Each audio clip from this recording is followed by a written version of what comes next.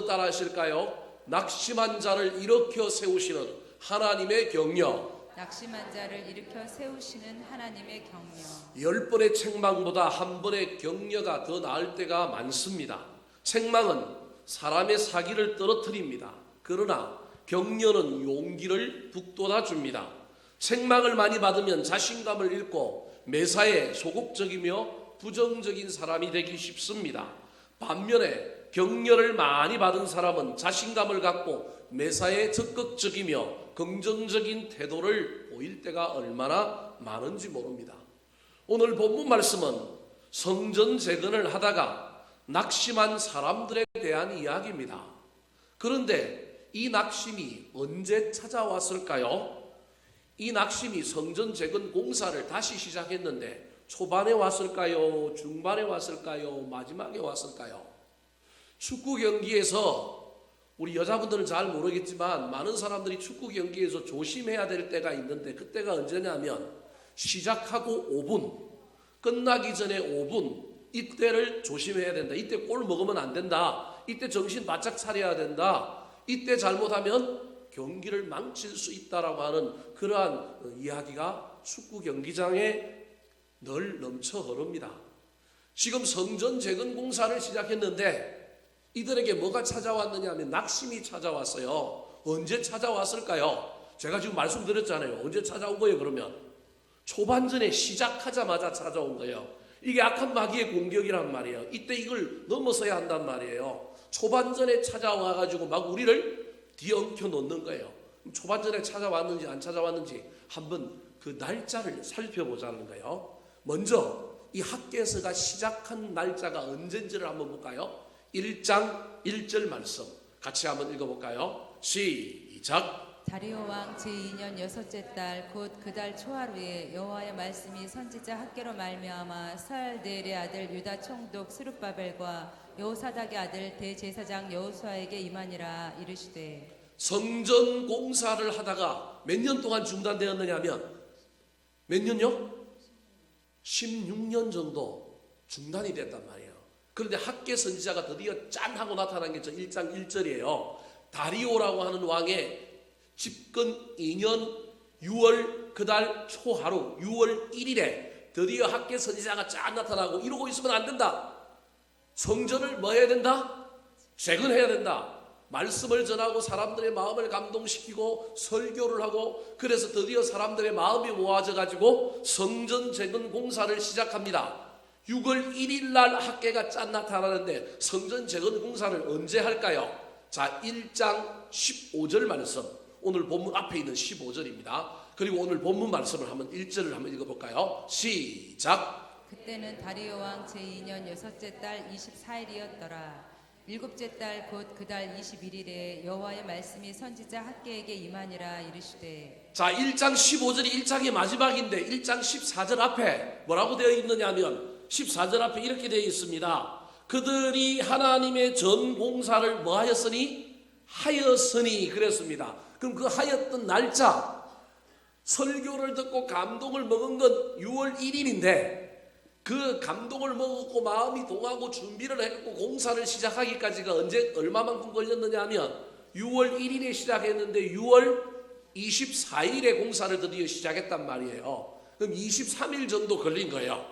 뭐 이 정도 걸릴 수 있잖아요. 갑자기 사람이 막 바로 마음이 준비가 돼갖고 할 수 있는 것도 아니고 뭐 집도 정리해야 되고 하던 아르바이트도 정리해야 되고 뭘 또 정리도 좀 하고 뭐 이렇게 시작해야 되고 물자도 준비해야 되고 다시 공사 조감도도 만들어야 되고 뭐 이러다 보니까 학개 선지자의 격려 이후에 23일 만에 뭐가 시작되느냐 하면 성전 재건 공사가 시작되었어요. 수요일 날 나오는 사람들은 알겠는데 이 성전 재건 공사가 몇 년 걸리느냐 하면 4년 걸려요. 4년. 근데 4년 걸리는 이 공사의 초반에 뭐가 찾아온다고요? 낙심이 찾아온 거예요. 그 낙심 때문에 하나님이 그 낙심을 해결하려고 누구에게 임하였느냐 하면 오늘 본문 2장 1절 학개에게 임하였는데 그때 날짜가 언제라고요?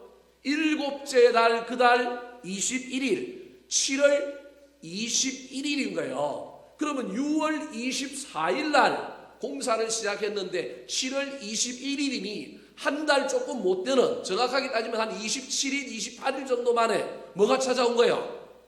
낙심이 찾아온 거예요. 이 공동체.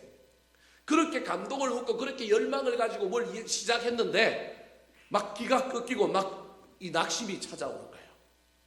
여러분, 우리가 일을 하다 보면 이런 일들이 있습니다. 마귀는 반드시 시작할 때 그 시작을 어그러뜨리려고, 시작이 뭐예요? 반이란 말이에요. 그걸 어그러뜨리려고 얼마나 그러는지 모릅니다. 그리고 마지막 때에 뭔가 딱 이루려고 하면 또 그때 악한 마귀가 막 힘을 내가지고 계계를 꾸미고 우리를 공격한단 말이에요. 오늘 본문의 상황이 이런 상황이라는 거예요. 그래서 하나님이 학개 선지자를 통하여 낙심한 사람들의 그 낙심을 회복시키고 격려하기 위하여 설교하고 있는 내용이 오늘 2장 1절부터 몇 절까지냐면 9절까지의 말씀이라는 거예요. 그러면 이들의 낙심의 내용이 무엇이었을까요?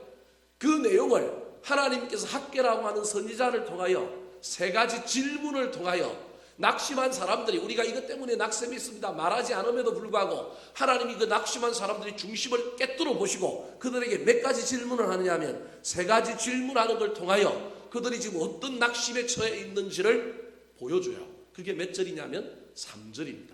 자, 3절 말씀 같이 한번 읽어볼까요? 3절 시작. 너희 가운데 남아있는 자 중에서 이 성전의 이전 영광을 본 자가 누구냐? 이제 이것이 너희에게 어떻게 보이느냐? 이것이 너희 눈에 보잘것없지 아니하냐? 자, 세 가지 질문을 해요. 하나님이 학개 선지자를 통하여 이스라엘 백성들에게. 첫 번째 질문이 뭐냐 하면 이 성전의 이전 영광을 본 자가 누구냐?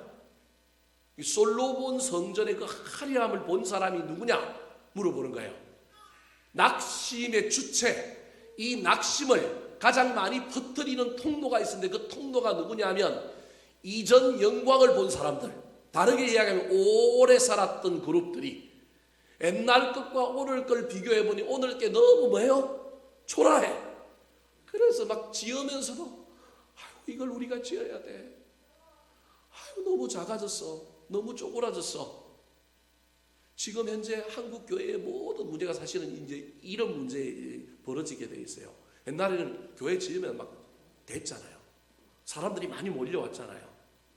제가 관여하고 있는 캠퍼스 선교단체의 제일 문제가 이거예요. 이사들이, 나이 많은 이사들이 모여 있는데 그 이사들이 지금 캠퍼스 대학생 선교단체를 보고 있으면 너무 규모가 줄어드는 거예요.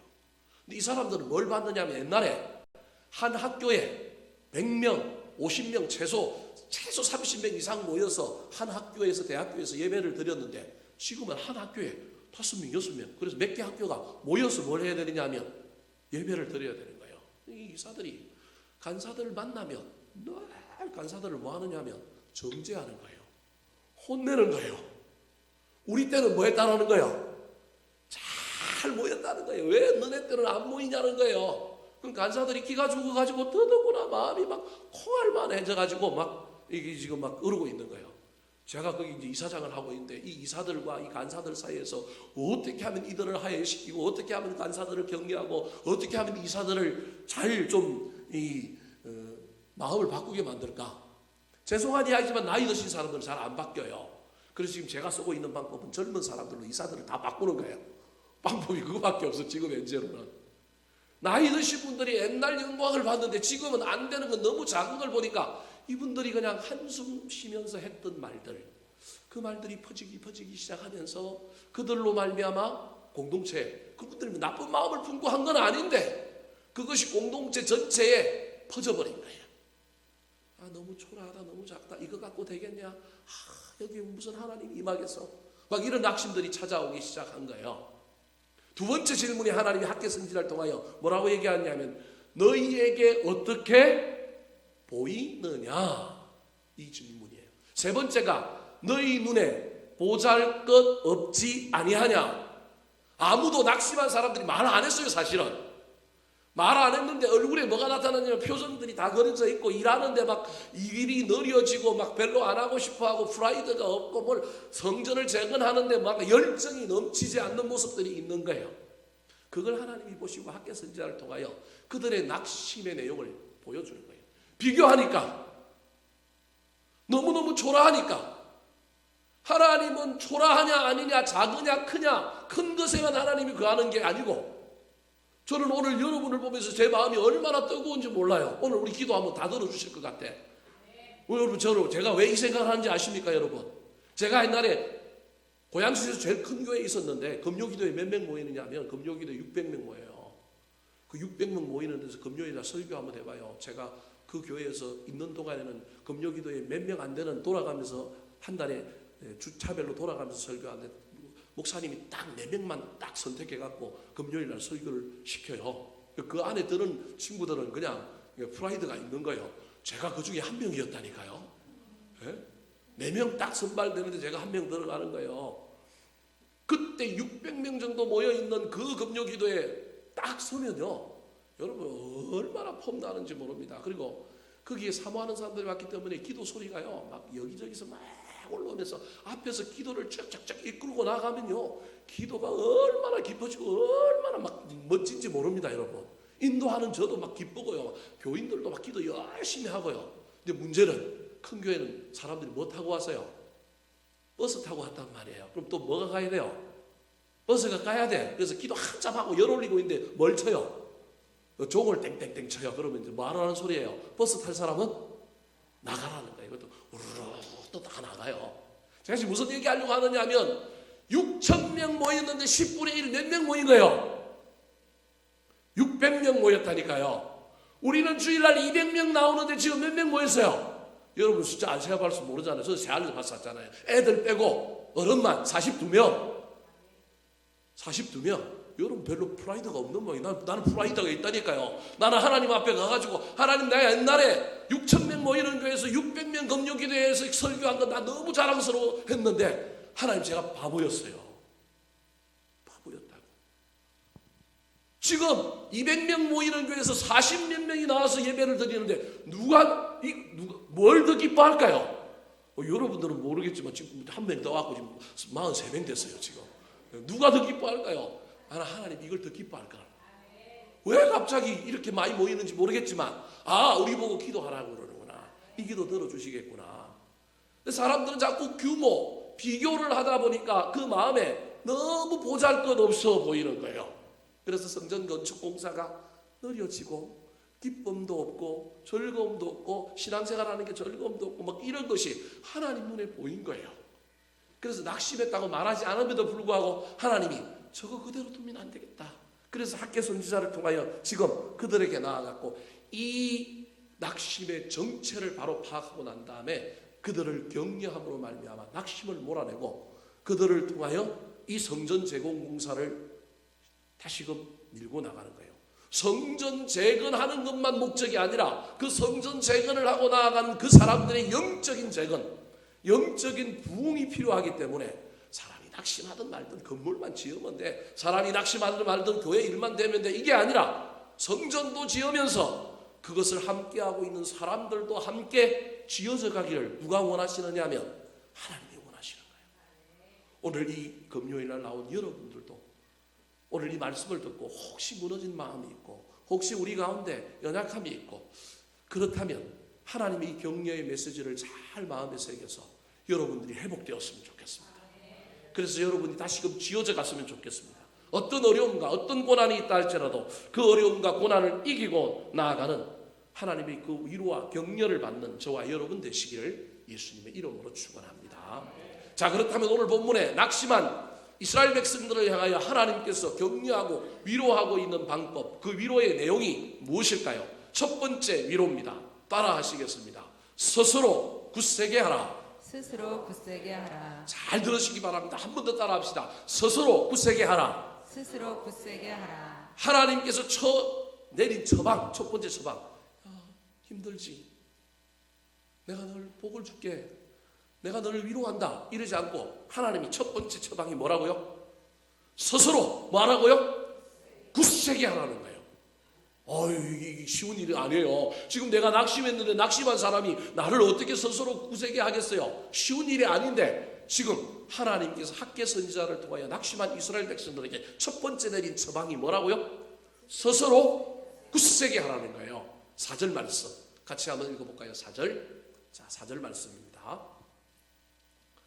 4절 말씀 시작. 그러나 여호와가 이르노라 스룹바벨아 스스로 굳세게 할지어다. 여호사닥의 아들 대제사장 여호와사야 스스로 굳세게 할지어다. 여호와의 말이니라. 이 땅 모든 백성아 스스로 굳세게 하여 일할지어다. 내가 너희와 함께하노라. 만군의 여호와의 말이니라. 스스로 굳세게 하라는 말이 몇 번 나와요? 3번이나 나오잖아요. 얼마나 중요하면 3번 인간에게 가장 강조하고 인간의 숫자인 3번을 통하여 스스로 뭐 하라고요? 굳세게 하라는 거예요. 저는 그것보다 훨씬 더 중요한 게 뭐냐면 저 그러나라고 하는 단어입니다.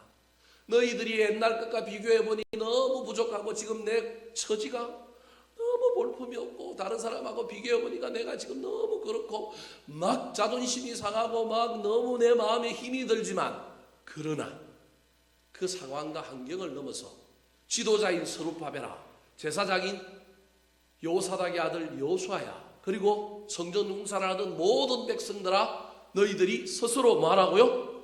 굳세게 하라는 거예요. 이 말은 무슨 말이냐면 잠시 잠깐 낙심할 수 있다. 근데 낙심하면 악한 마귀에게 지는 거야. 의지적으로 용기를 내어라. 의지적으로 스스로 강하고 담대하라. 스스로 회복하라는 거예요. 저걸 어려운 용어로 뭐라고 얘기하냐면 셀프 리더십 그렇게 얘기합니다. 스스로 굳세게 하라고 하는 말을 셀프 리더십이라고 하는 거예요. 여러분 잠시 잠깐 낙심하지만 진짜 신앙의 능력을 가지고 있는 사람은 그 늪에서 빠져서 허우적거리는 것이 아니라 인간인 이상 때로는 절망하고 때로는 낙심하지만 내가 신앙으로 내공이 있느냐, 내가 신앙의 영적인 능력이 있느냐 없느냐는 낙심해서 다시금 내가 내 스스로를 내 마음을 추스려 스스로 뭐 하는 사람이라고요? 굳세게 하는 사람이 진짜 신앙의 능력을 갖고 있는 사람이에요. 그래서 하나님은 지금 첫 번째 처방이 야 너 내가 너를 위로해, 내가 너한테 복 줄게, 힘내 이러지 않고 뭐라고 얘기해요? 스스로 굳세게 하라. 여러분 고난이 있습니까? 환난이 있습니까? 어려움이 있습니까? 그때 저와 여러분이 잠시 잠깐 흔들리고 두렵고 미래에 대한 염려가 있고 막 내 자존심이 상하고 어렵을지라도 그 속에서 다시금 일어나 나 스스로를 세울 수 있는 저와 여러분이 되었으면 좋겠습니다. 누워만 있는 사람이 아니라 일어나서 다시금 움직이는 사람입니다. 그래서 제일 마지막에는 뭐라고 얘기하고 있냐면 아까 4절에 보면 스스로 굳세게 하여 뭐 할지어다? 일할지어다. 여러분 저게 핵심인 거예요. 스스로 굳세게 하는 사람 뭐 하는 사람이라고요? 누워있는 사람이 아니고 뭐 하는 사람이라고요? 일하는 사람이라는 거예요. 낙심하면 뭘 안 해요? 일을 안 한다니까요. 절망하면 막 만사가 귀찮아 하기가 싫어요. 근데 스스로 굳세게 하면 뭐 하느냐 하면 일을 할 수 있는 거예요. 그럼에도 불구하고 낙심한 사람이 자기 스스로를 세워서 셀프 리더십을 가동하여서 염려와 근심, 걱정 속에서도 자기를 추스려서 다시금 삶의 현장으로 사명의 자리로 다시금 일상의 삶으로 자기 스스로를 복귀시키는 게 어렵단 말이에요. 그렇다면 그렇게 할 수 있는 비결이 뭐냐는 거예요. 그 비결이 바로 4절 끝에 보니까 뭐라고 얘기하고 있어요? 내가 너희와 함께 하노라. 이 경험이 있어야 한다는 거예요. 이 확신이 있어야 한다는 거예요. 이 체험이 있어야 한다는 겁니다. 내가 너희와 함께 한다. 이 체험이 나를, 이 경험이, 이 확신이 나를 절망 속에서도 나를 어떻게 하느냐 하면 스스로 굳세게 세워준다. 하나님이 내 옆에 계시지. 하나님이 함께 하시지. 이 경험이 있어야 한다는 거예요. 그래서 성경의 모든 위대한 인물들은 그 고난을 어떻게 극복했느냐 하면 임마누엘 하시는 하나님을 체험하는 것.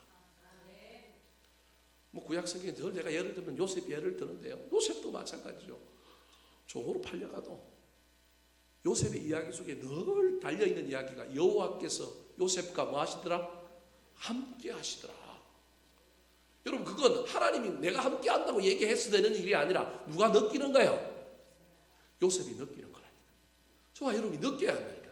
저와 여러분이 경험해야 된다니까. 이 경험이 있으면 저와 여러분이 우리 스스로를 세울 수 있는 거예요. 요즘 우리 공동체, 우리 교회 안에 아픈 사람들이 참 많습니다. 참 얼마나 우리가 기도해야 할 일들이 얼마나 많은지 몰라요. 여러분 모르는 사람도 많아요. 뭐 얘기를 드러내기를 힘들어해서 말하는 사람도 있고요.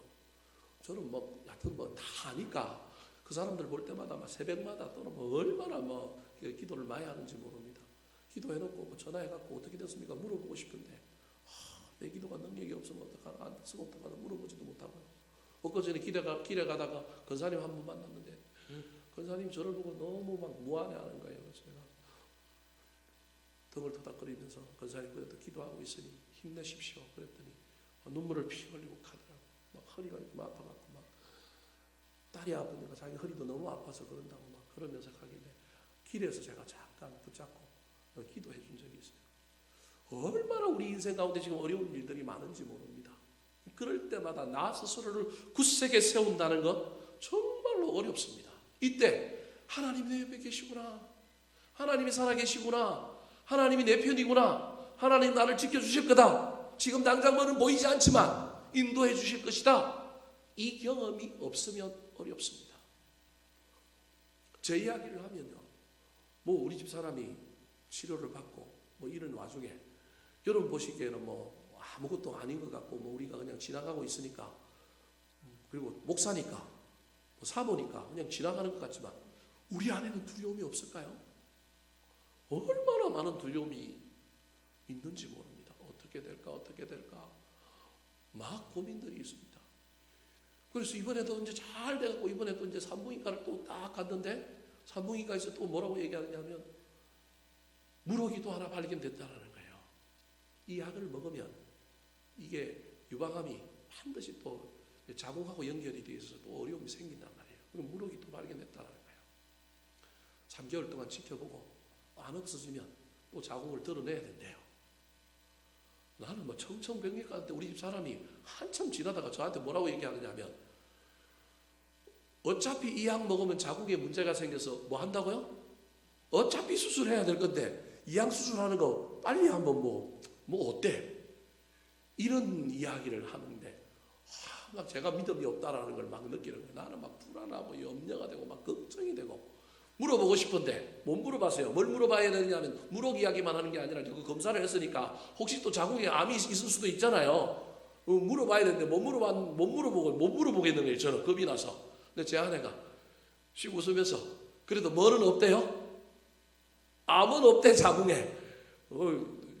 저분이 저렇게 담대하신 분이에요. 저보다 이렇게 담대하다니까요. 뭐 그렇게 얘기를 하는 거예요.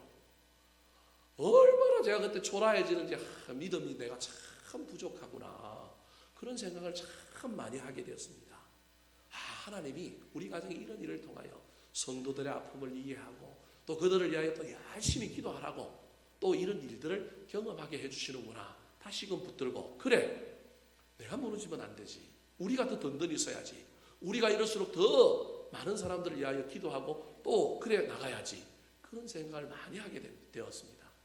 하나님이 이렇게 함께 해주시는구나, 서로를 통하여 이끌어주고 위로하고 서로 받아주고 이게 참 아름다운 교회의 모습이고 공동체의 모습이겠구나 그런 생각을 해봅니다. 아파도 가족들에게는 우리 집 사람이 또 신기하게도 자기 친정 식구들에게는 절대 또 안 알려요. 왜 안 알리는지 나는 모르겠어. 자기 오빠들도 있고 그러는데 또 안 알려요. 그래도 든든하게 서가려고 하는구나. 오늘 오후에 김영수 집사님이 수술해가지고 또 그 병원에 갔는데 그 남편 이동주 집사님이 저랑 운병을 가니까 또 우리 집사람한테 또 사모님 막 담대하다고. 모르겠어요. 자기는 담대한지 모르겠지만 저는 별로 안 담대하거든요. 이 마음속에 막 염려와 근심이 있거든요. 그럼에도 불구하고 한 번씩 툭 떨어졌다가도 또 목사이기 때문에 체면이 있고 내 자리가 있기 때문에 세워지는 것도 있지만 그때마다 하나님 살아계시지, 하나님 함께 하시지 이런 마음을 가지게 되면 다시금 세워지는 담대해지는 놀라운 역사를 경험하게 됩니다.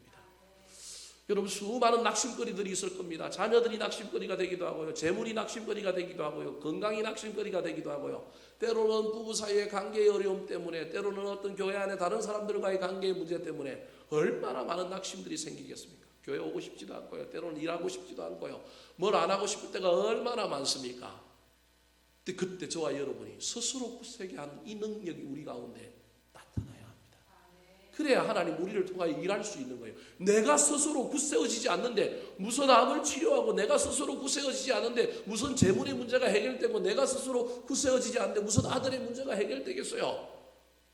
하나님은 우리를 통하여 일하시는데 내가 바로 서야 되지 않겠습니까? 이게 스스로 굳세게 하라는 겁니다. 하나님이 함께 하신다. 뿐만 아니라 하나님이 함께 하실 뿐만 아니라 하나님의 임재뿐만 아니라 하나님의 언약이 살아있다고 하는 것을 기억하고 깨달아야 합니다. 그게 5절 말씀입니다. 자, 5절 말씀 같이 한번 읽어볼까요? 5절입니다.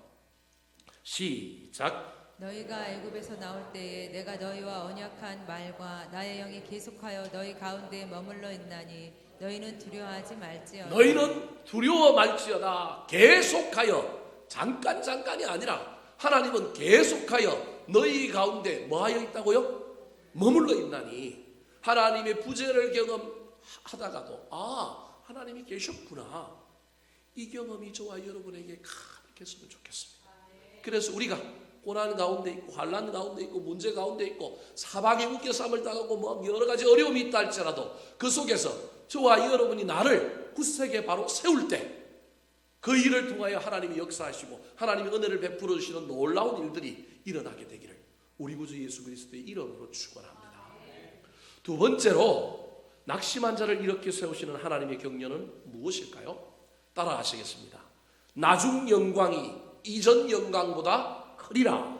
나중 영광이 이전 영광보다 크리라. 나를 스스로 세우면 하나님께서 이전에도 약속하셨지만 또 다른 약속을 우리에게 주시는 거예요.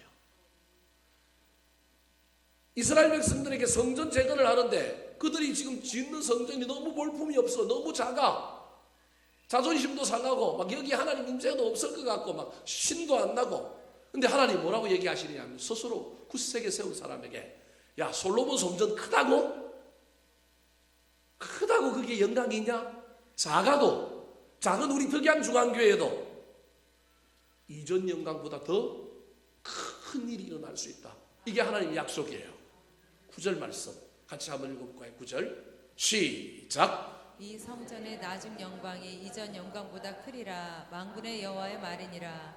내가 이곳에 평강을 주리라. 만군의 여호와의 말이니라. 이 약속의 말씀이 저와 여러분에게 들렸으면 좋겠어요. 그래서 질병 가운데 있고 문제 가운데 있고 어려움 가운데 있고 사업이 어렵고 뭐 이럴 때 하나님의 이 음성이 이전 영광보다 크리라. 비록 네가 지금은 작을지라도, 비록 네가 지금 어려울지라도, 욥기 8장 7절의 말씀에 의하면 시작은 미약하지만 나중은 장대하리라.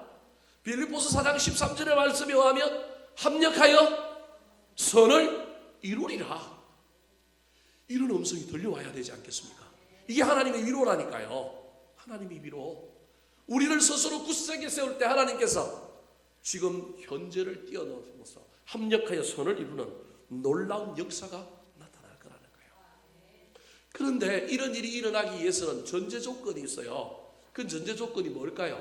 7절 말씀 같이 한번 읽어볼까요? 7절 시작. 또한 모든 나라를 진동시킬 것이며 모든 나라의 보배가 이르리니 내가 이 성전의 영광이 충만하게 하리라. 만군의 여호와의 말이니라. 성전의 영광이 충만하게 하리라. 다르게 이야기하면 하나님의 임재가 이 성전에 있으면 크기하고 상관없이 이전 영광보다 더 크게 나타난다. 그래서 고난을 당하고 낙심의 문제가 벌어지고 여러 가지 문제가 있을 때 저와 여러분이 지금 내 안에 하나님이 있는가? 고난 때문에 하나님이 사라져버린 건 아닌가? 하나님의 임재가 내 안에 있는가? 내가 누구 안에 있는가? 크다고 있는 것이 아니라는 거예요. 크기의 문제가 아니라 누구랑 함께 있느냐? 그래서 고난은 이번 주일날 설교하겠지만 고난은 하나님을 만날 기회예요. 고난은 더 하나님을 내가 모실 기회예요. 이걸 못하면 고난은 고난대로 당하고 문제가 생기는 거예요. 어쩌면 하나님께서 우리에게 고난을 주시는 여러 가지 이유가 있지만 그 고난을 통하여 저와 여러분이 고난의 문제를 해결할 뿐만 아니라 내가 그 고난 속에서 더 연단되어지고 더 충만해지고 더 하나님과 함께 지어져 간다는 거예요. 낙심한 사람들을 바라보고 하나님께서 지금 성전만 지어지는 게 아니라 드디어 지어지겠지. 낙심했으니 열정 없으니 지어지게 하겠지. 그런데 성전만 지어지는 것이 아니라 문제만 해결되는 것이 아니라 너희들의 영혼이, 너희들의 삶이 성전과 함께 뭐 했으면 좋겠다? 지어졌으면 좋겠다. 그걸 다르게 이야기하는 것이 하나님의 영이 너희 가운데 충만하면 이전 영광이 훨씬 더 커지는 놀라운 역사가 날 것이라는 거예요. 그래서 지금 뭐라고 얘기하고 있느냐 하면 돈으로 성전 짓는 거 아니라는 거예요. 8절 말씀 같이 한번 읽어볼까요? 8절 시작. 은도 내 것이요 금도 내 것이니라 만군의 여호와의 말이니라. 갑자기 여러분 읽어보십시오. 아예 갑자기 저 8절이 뜬금없이 저 안에 들어가 있는지를 보십시오. 야, 돈으로 지어? 백향목으로 지어? 그거 다 누구 거라고요? 내 거야. 난 그게 중요한 게 아니야. 너희들이 중심으로 짓는 게 좋아. 너희들의 마음으로 짓는 게 좋아. 너희들의 피땀을 흘려 짓는 게 좋아. 그렇게 말하고 있는 거예요. 그러면 나중 영광이 이전 영광보다 어떻게 된다고요? 커진다. 이 놀라운 하나님의 이 음성이 낙심될 때, 고난 가운데일 때 들려왔으면 좋겠습니다. 그래서 그 음성을 듣고 옳거니 지금 내 심령 안에 무엇이 있는가? 내가 지금 누구 안에 있는가? 내 안에 하나님의 임재가 있는가? 내가 더욱더 지금 하나님께 가까이 가고 있는가? 살펴보았으면 좋겠습니다. 사랑하는 성도 여러분, 여러분은 지금 여러분의 성전을 무엇으로 짓고 있습니까? 그리고 그 안에 무엇을 채우고 있습니까? 은과 금으로 짓는 것이 아니라고 주님은 분명히 이야기합니다. 크기와 규모가 아니라 그 안에 무엇을 채웠느냐가 중요한 것임을 잘 기억하여 고난 때문에, 환난 때문에 주의 임재를 잃어버리고 주님 더 멀리 보내버리고 저와 여러분이 그냥 그 문제만 붙들고 씨름하다가 하나님의 임재, 하나님의 능력, 하나님의 은혜도 다 까먹어버린 채 그 문제만 씨름하다가 평생을 보내는 인생이 아니라 그 문제 속에서 하나님께 더 가까이 가므로 그분이 내 안에 오셔서 내 문제 해결해 주시는 놀라운 것을 경험하게 되시길 우리 구주 예수 그리스도의 이름으로 축원합니다.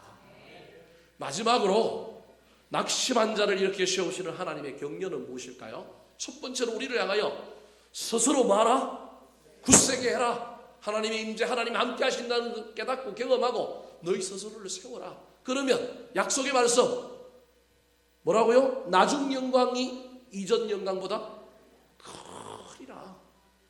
네 안에 뭐가 있는지, 하나님의 임재가 있는지 고난만 보지 말고 그것만 붙들고 씨름하지 말고 더 하나님과 함께 지어져 가라. 세 번째입니다. 따라 하시겠습니다.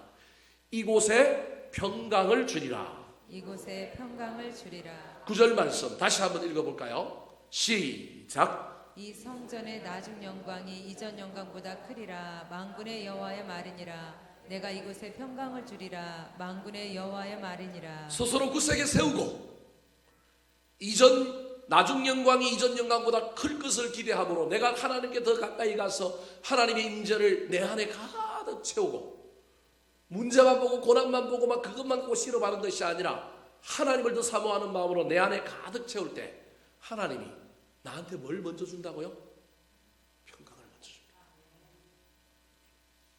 스스로 세운 사람 하나님의 임재를 경험하게 될 때 영광의 큰 영광이 나타나는 문제 해결이 나타나는 것 이전에 그보다 먼저 오는 것이 뭐라고요? 평강이 온다니까. 평강. 이 평강이 와야 나중 영광이 이전 영광보다 더 큰 놀라운 일이 일어날 거예요.